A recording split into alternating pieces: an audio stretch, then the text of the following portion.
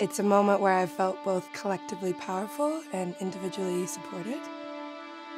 It's very hard to define, and it comes at a point when you completely let go, but it's not a conscious letting go, it's just a moment takes you over.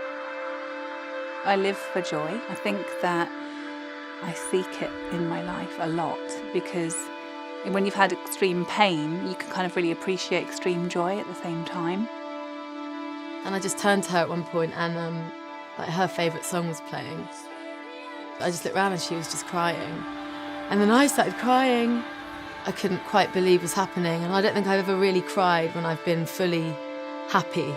You'd waited 9 months, you'd had all of these conversations with him, with yourself, you'd projected into the future, you'd named him, you'd built this phenomenal relationship already, and then he just looks in your eyes.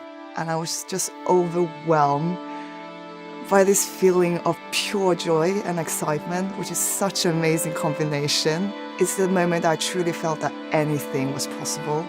Just as a person, I think the most intensely joyous moment of my life has been sort of just learning to be happy just being me. I suppose that was the kind of moment of realising how far I'd come and that it was kind of becoming real, something that I dreamt about for such a long time. Letting go of other people's expectations or needing the approval of other people when it comes to how I see myself. When I felt him and I looked at him and I was like, whew, of this relief, happiness. It was like a shining moment, and I'll treasure that. I mean, that's beyond valuable. It's when a moment completely takes you over and you never saw it coming. It's a gift for everybody, and I think life is full of it, if you allow it to.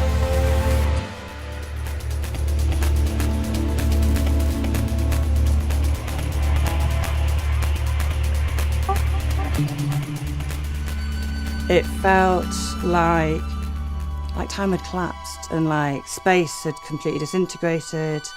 I've never felt sadness like it. Secretly been suffering with severe depression since I was, 15 or something. Felt very alone, and I got to the point where I felt like it was surely not something that everybody suffered with. I mean, I knew before they broke into her house, but when they broke into her house and they phoned me, she'd had a heart attack and she was dead. And the poor people in the hotel room next to me, because I ululated, you see those people wailing and screaming and all of that stuff. So yeah. I realised that actually we're all just trying really hard to keep it together. I lost myself. I think that was the first time I'd ever felt like that. That all of a sudden I just realised, what do I do now? Any parent who's an alcoholic or an addict, that has such an impact on you as a child, because you don't have the chance to be a child. You lose your innocence. That searing pain of having to accept something you just don't want to accept, but you have to, and then making the most of what time you had left.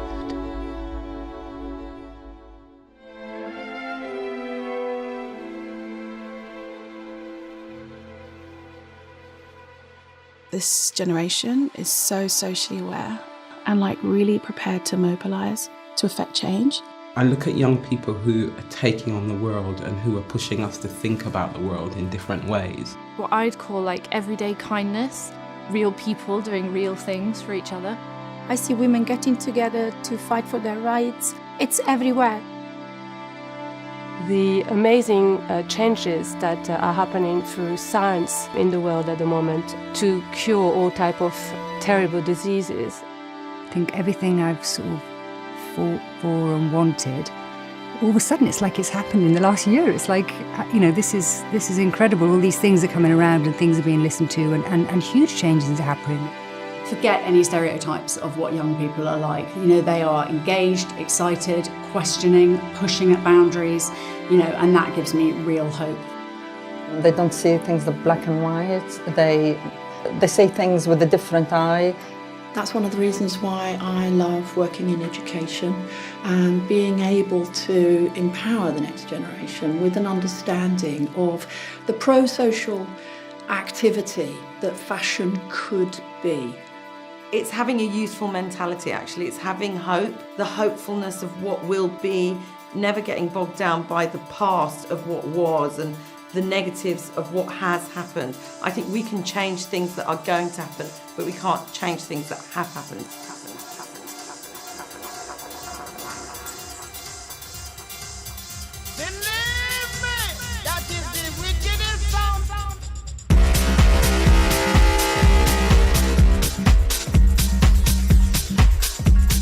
Dream big. My 13-year-old self would be told to dream big, never compromise. Dream the biggest dreams you can and always hope for the best. Be kinder, be more loving.